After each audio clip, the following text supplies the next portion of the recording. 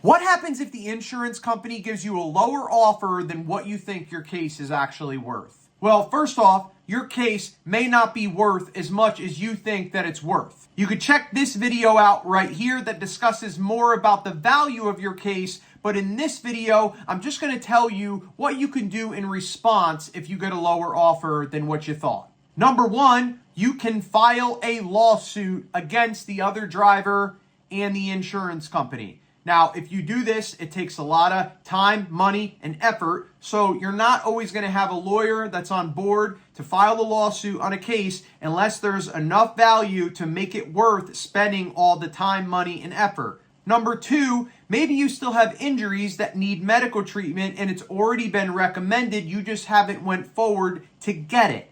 If that's the case, you can tell the adjuster to just wait on a second and you're going to go and get the medical treatment that you need that was already recommended, and then you'll come back to the table with more medical bills and more documented injuries on the record to see if that changes the offer. Another way is that maybe you have lost wages, but you haven't provided any documentation to the insurance company to try to get them to include that in their offer. You need to send in check stubs. You need to send in letters from your employer. You can get W-2s and tax returns to try to do those kind of things. And when you arm the insurance adjuster with documentation, they can plug it into their software and it may spit out a higher offer.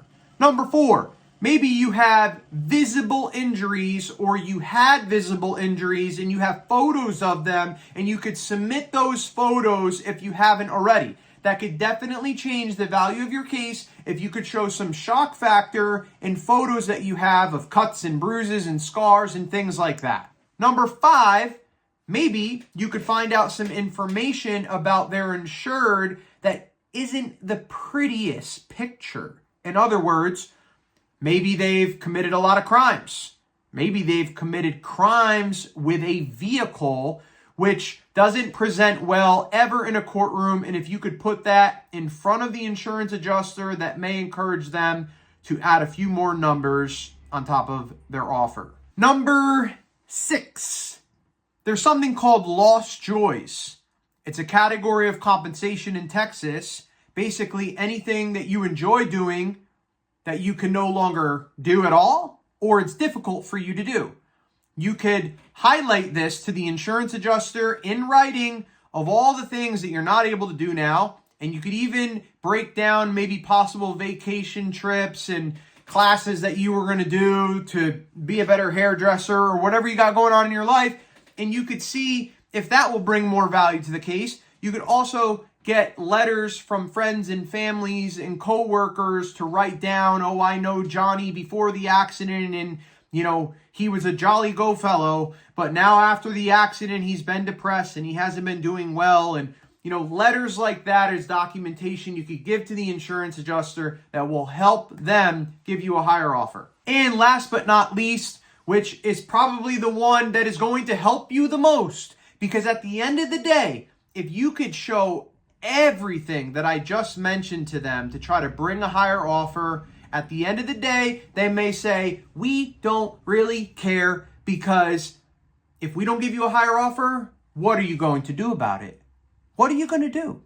That's how a lot of these insurance companies are these days. And the only thing that you can do is file a lawsuit. Well, if you don't know how to file a lawsuit and you don't know how to represent yourself strategically and efficiently as you're going to go up against a billion-dollar insurance company lawyer, well, you're not in the best position to be able to do that. The only thing that you can do is go get a lawyer at that point, because maybe they'll file a lawsuit for you. But if the lawyer gets the case and they go, this is not built how I would have built this case, you didn't say the right things to the insurance company, you didn't get the right treatment, you didn't go to the right doctors, you should have went through this and you should have did this. This is a very tough case for me right now because you're not arming me with everything that I possibly need to be able to take this case. So by that point in time, it may be too late. You may not be able to get a lawyer on your case to file a lawsuit. So really what I'm getting to here is the insurance company is going to look at the other side, and if they see a seasoned veteran lawyer that has a proven courtroom record, or they see someone on the other side that has settled for millions of dollars on cases like this before, or higher settlements than what they're offering. If they can see someone like that on the other side, that may get them to move the needle a lot more than they would have ever going up against you, who's a regular Joe or Jane. This is why it's extremely important to get a free, full case evaluation so that you at least have the information of what kind of case you have, what kind of medical treatment you think would be necessary in a case like this, what insurance company you're going up against, what insurance adjuster you're going up against, what county the case happened in, who's the other driver, what kind of injuries cost more money to get medical treatment for, and if you have these kind of injuries, does that bring more value to your case? There's a lot of things that someone in this field can educate you on and put you in a much better position early on, so don't wait too long. You can text me right now, 832-925-2030. I'm happy to give you a free case evaluation, or you can go to texascaraccidents.com. God bless you, and have a good day.